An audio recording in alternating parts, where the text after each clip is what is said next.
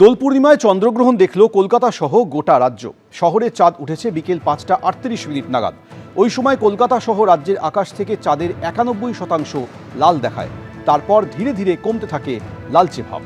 সামনেই নির্বাচন, তার আগে ভোটের প্রস্তুতিতে আরও কড়া পদক্ষেপ নিতে চলেছে নির্বাচন কমিশন।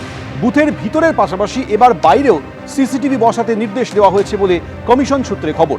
এতে বাইরে গন্ডগোল হলেই ব্যবস্থা নেওয়া যাবে, এই ব্যাখ্যা দিয়েছে কমিশন।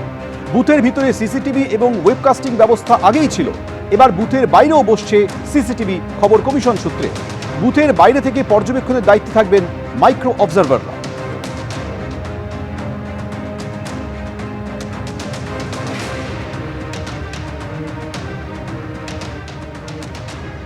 স্বাধীনতা পরবর্তী বারংবার যে নির্বাচনের পূর্বে এবং পরে এবং সারা বছর ধরে রাজনৈতিক রক্তস্রোতের একটা ইতিহাস রয়েছে। বিরোধীদের উপরে শাসকের আক্রমণ পশ্চিমবঙ্গে রাজনীতিতে সমান্তরালভাবে চলেছে, যেখানে ভারতবর্ষের অন্যান্য রাজ্যে তথাকথিত জঙ্গল রাজত্ব হিসেবে যাদেরকে চিহ্নিত করা হতো, সেখানেও রাজনীতি যখন হিংসামুক্ত হয়েছে, রক্তমুক্ত হয়েছে, তখন পশ্চিমবঙ্গের রাজনীতি এর থেকে বাইরে আসতে পারেনি। ফলে স্বাভাবিকভাবেই নির্বাচন কমিশনের এই সিদ্ধান্তগুলো স্বাগত জানানো শুধু নয়, এটাকে কার্যকরী করতে হবে। কিন্তু এই ভ্যানিশ কুমারের ঘরের সিসিটিভি রেকর্ডিংটা পাওয়া যাবে কি?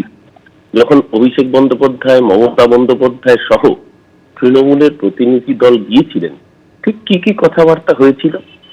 আপনি যদি না দেন, সেটা সুপ্রিম কোর্টে প্রডিউস হবে। ইতিমধ্যে অভিষেক ব্যানার্জি জানিয়ে রেখেছেন যে কাজ আপনারা করছেন ভোট চুরি করার জন্য, সবার আগে যদি মুরত থাকে সেই সিসিটিভিটা পাবলিশ করুন। যখন মমতা বন্দ্যোপাধ্যায় আর অভিষেক বন্দ্যোপাধ্যায় ভ্যানিশ কুমার ভোট চোরটার ঘরে গিয়েছিল, কি কথাবার্তা হয়েছিল, কি অসভ্যতামি করেছিলেন, গোটা দেশের মানুষ দেখুক। যদি হিম্মত থাকে আগে সেই সিসিটিভিটা পাবলিশ করুন। আর সিসিটিভি দিন গতবার সেন্ট্রাল বাহিনী দিয়েছিলেন 950 কোম্পানি। আর সেন্ট্রাল বাহিনী আনুন। এখন তো ইরানের সাথে ইসরায়েলের যুদ্ধ চলছে, আমেরিকার যুদ্ধ চলছে, আমেরিকার থেকে বাহিনী নিয়ে আসুন না, বারণ কে করেছে? এবার নির্বাচন কমিশনের নজরে ইআরও, এইআরওরা। এসআইআর তালিকা প্রকাশের পর 60 লক্ষ ভোটারের নিষ্পত্তি না হওয়া নিয়ে প্রশ্ন। কেস টু কেস তুলে নির্বাচন কমিশনের রিপোর্ট সিও দপ্তরের সূত্রের খবর। নথি আপলোড না হওয়ার জন্য অনেকেই বিবেচনাধীন তালিকায় রয়েছেন। কেন ইআরও এবং এইআরওদের বিরুদ্ধে ব্যবস্থা নেওয়া হবে না, রিপোর্ট পাঠিয়ে প্রশ্ন তুলেছেন পর্যবেক্ষকরা বলে কমিশন সূত্রে খবর। তথ্য জোগাড় করে আপাতত পাঠানো হয়েছে নির্বাচন কমিশনে। ইআরও, এইআরওদের শাস্তি দেওয়া হবে কিনা সিদ্ধান্ত নেবে নির্বাচন কমিশন। এইআরওদের ঘাড়ে কাঁঠাল ভেঙে লাভটা কি হবে? আমরা তো এই গোটা প্রবলেমটা তো অ্যারাইজই করতো না যদি সময় নিয়ে নির্বাচন কমিশন করতো। কে বলেছিল নির্বাচনের আগে 2 মাস আগে এটা করার? আমরা তো বারবার একটা বেসিক প্রশ্ন তুলেছি, 24-এর লোকসভা নির্বাচনের আগে কেন করলেন না গোটা দেশে? যদি সেটাও না করতে পারেন 24-এর লোকসভা নির্বাচনের পরে যে রাজ্যগুলোতে 25 বা 26 অ্যাসেম্বলি আছে, বিহার, পশ্চিমবঙ্গ, কেরালা, তামিলনাড়ু, আসাম, সেগুলোতে কেন করলেন না?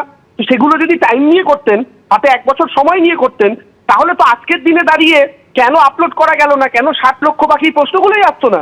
এবং বাংলার কোনায় কোনায় হাজার হাজার মানুষ যারা কেউ স্ট্রোকে আক্রান্ত হচ্ছেন, কেউ হৃদরোগে আক্রান্ত হচ্ছেন, তাদেরও এই প্রশ্নটা জাগতো না যে আমরা আগামী নির্বাচনে ভোটটা দিতে পারবো কিনা, আমার মাটির ওপর আমার নাগরিকত্বটা থাকবে কিনা। কারণ সময় নেই।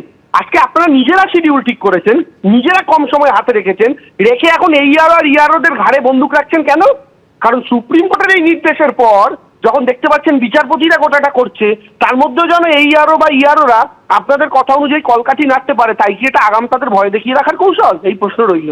এবিপি আনন্দ, এগিয়ে থাকে, এগিয়ে রাখে।